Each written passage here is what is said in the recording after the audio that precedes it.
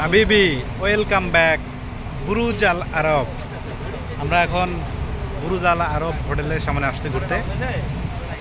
আমরা অনেক কয়েকজন আসছি, তো আপনাদেরকে এই ভিডিওটাতে কিছু জায়গা দেখানো হবে।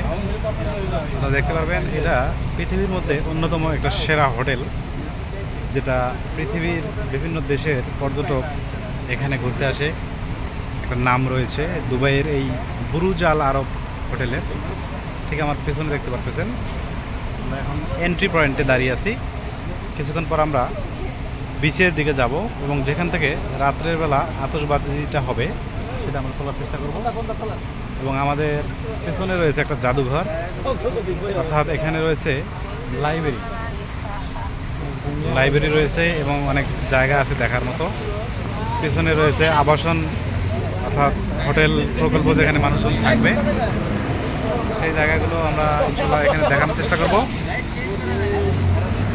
আমরা এখানে কিছু ছবি তোলার জন্য আসছে। যে আমাদের সোহাগ ভাই আছে, তারপরে জাহাঙ্গীর সাহেব ছবি তুলতেছে, তো ভিডিওতে আপনারা এগুলো দেখতে পারবেন। আমরা আজকে দুবাইয়ের স্বাধীনতা দিবস ফ্ল্যাগ ডে উপলক্ষে আমরা এখানে ঘুরতে আসছি, ইন্ডিপেন্ডেন্ট ডে।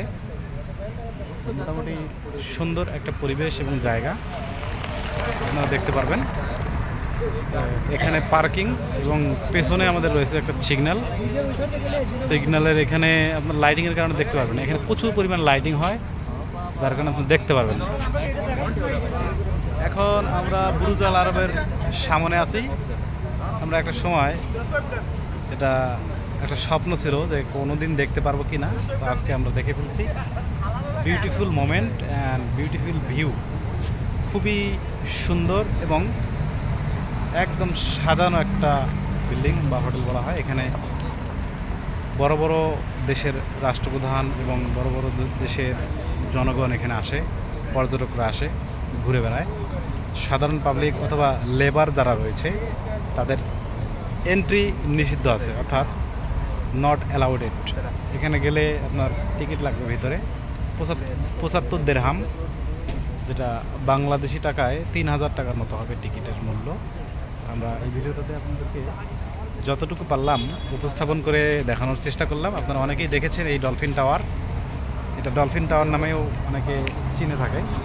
এটার মূলত নাম হচ্ছে আরবিতে বুরুজ আল আরব।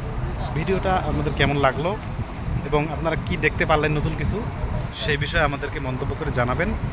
আগামীতে আপনাদের জন্য আরও নতুন কিছু থাকবে। সেই পর্যন্ত সবাই ভালো থাকুন, সুস্থ থাকুন। আল্লাহ হাফেজ।